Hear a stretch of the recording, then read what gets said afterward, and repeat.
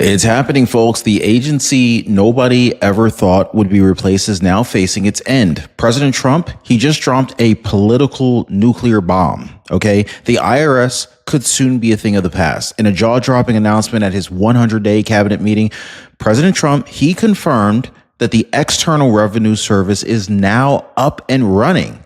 And that means no taxes on tips, overtime, Social Security, or income over $200,000 are on the way. But that is just the beginning. In today's video, guys, today is what? May 2nd, Friday, May 2nd, 2025. In today's video, you're going to see how President Trump's one big, beautiful bill could be the biggest tax revolution in American history. Also, how ABC News tried to ambush President Trump and ended up getting torched in this live interview. Awful. Also, how Gavin Newsom just embarrassed himself on live national TV, trying to take credit for Doge, and how Elon Musk responded behind the scenes. And yes, of course, what's really happening behind the scenes with Letitia James. This is the same woman who went after Trump, now accused of committing mortgage fraud herself. Comment down below, guys. Should Letitia James go to jail? Just let me know. Should she go to prison? Should she be serving jail time? And if so, how many years would be appropriate for Letitia James to serve? 5 years? 30 years?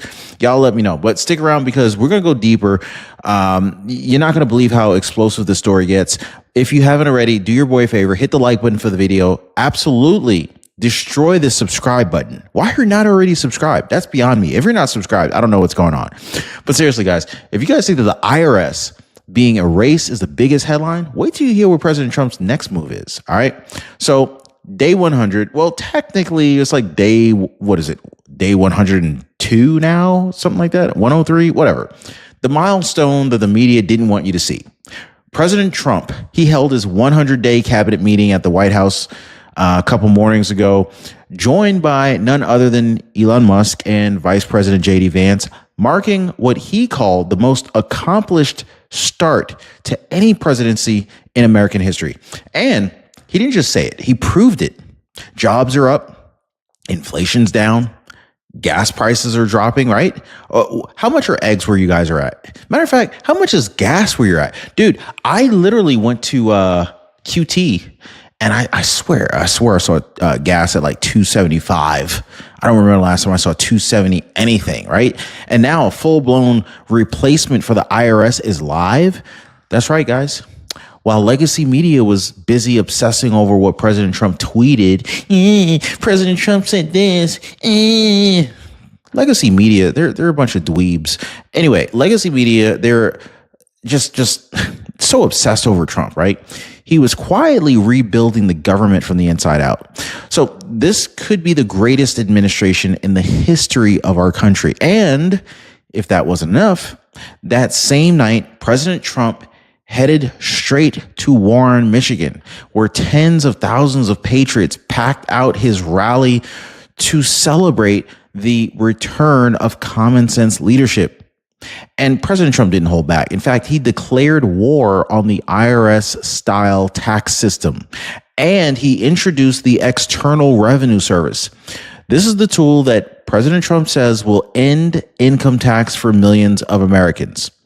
If you guys are ready to say goodbye to the IRS, just go ahead and say goodbye, right?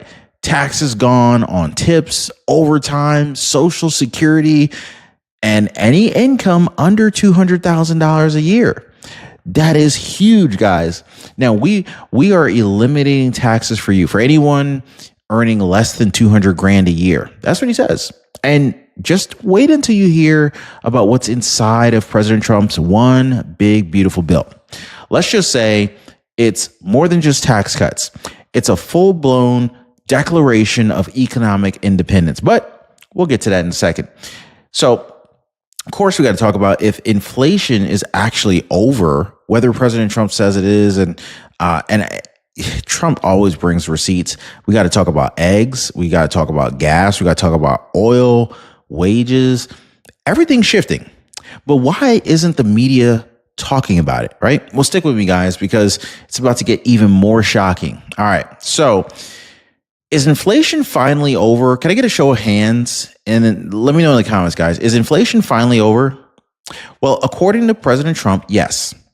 And not only is it over, but he says the Biden era economic nightmare is already being reversed at lightning speed. According to Trump, just look at the numbers. Egg prices are down 50%, gas down 25%, oil markets are crashing, Saudi Arabia is bracing for a price war, and wages are on the rise. President Trump said this is not by accident. It's the direct result of Trump's aggressive tariff strategy, massive deregulation, and the launch of the External Revenue Service, all a part of what he calls the largest tax reform in U.S. history. So he says, we will cut more than $1 trillion in wasteful and unnecessary spending, slash prices, and give you the greatest economy in the history of the world. But not everybody's happy about this. Cue in ABC News. They're not happy. CNN News, they ain't happy either. Because the very night President Trump announced these historic economic wins, you got Terry Moran of ABC sat down with him for what was supposed to be a friendly interview. Anybody see my air quotes? Yeah. Well, it turned out to be a verbal bloodbath. From the very first question, Terry tried to twist the narrative, blaming Trump for high prices, blaming Trump for inflation, and even suggesting that his tariffs were hurting Americans. Does anyone in the comments support President Trump's tariffs? If you do, let me know. But Trump, he came locked and loaded. 145% tariffs on China, and yet inflation's still down. And we had 1% inflation with tariffs before. You don't know what we're talking about. So he straight up called them out. And when Morgan tried to corner him on America's global reputation, Trump didn't flinch. Instead, he turned around and absolutely torched the last administration. We had a president who didn't walk upstairs, couldn't walk downstairs, and your network never covered any of it. You're fake news. Always have been. President Trump straight up calls these people to their face. The entire ABC segment backfired spectacularly. President Trump didn't just defend his economic strategy. He went on the offensive, exposing the lies, the media bias, and reminding everyone what real leadership looks like.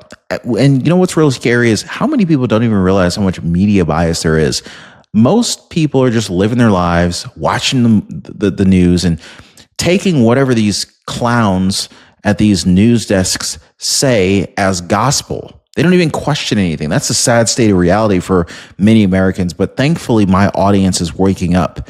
Anyway, if you happen to catch that exchange between Trump and the ABC news reporter, definitely entertaining. But just wait until you hear what happened when ABC brought up Doge and tried to claim that Elon Musk and Donald Trump were cutting too deep into government funding. You're not going to believe what Trump's response was, and wait until you see what Gavin Newsom had to say next. All right. I'll just tell you this much. He just tried to steal credit for Trump and Elon Musk's Doge initiative. Can you believe Gavin Newsom? Yeah, absolutely crazy. So you've heard of the IRS, guys, right? But have you heard of Doge?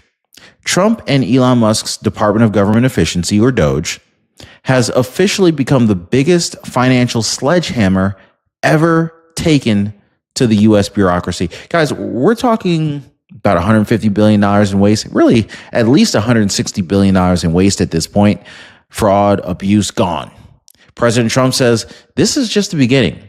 There are still things being investigated right now, and when it's done, we'll have saved hundreds, plural, of billions of dollars. But here's the kicker, guys.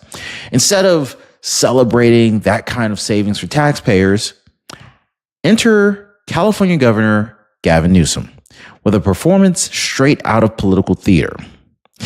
Yeah, in what can only be described as comedy hour, Gavin Newsom of California, he took to the mic to declare that basically that Trump and Elon Musk stole the idea of Doge from him. Yeah, really? Does anybody buy what Gavin Newsom's trying to sell here? If you think Gavin Newsom's a liar, just type liar. If you believe him, let me know you believe him. But Gavin Newsom claims California had its own version of Doge since 2019 called the Office of Digital Innovation. And that has his Doge. Let me see. That this Doge is better because it uses AI and it doesn't lay off workers. Okay. So we've been Doge, but better for literally 6 years. This is the same governor whose state is facing like what, a $50 billion deficit, right? This is the same guy. And keep in mind, they're the highest taxed state in the freaking country.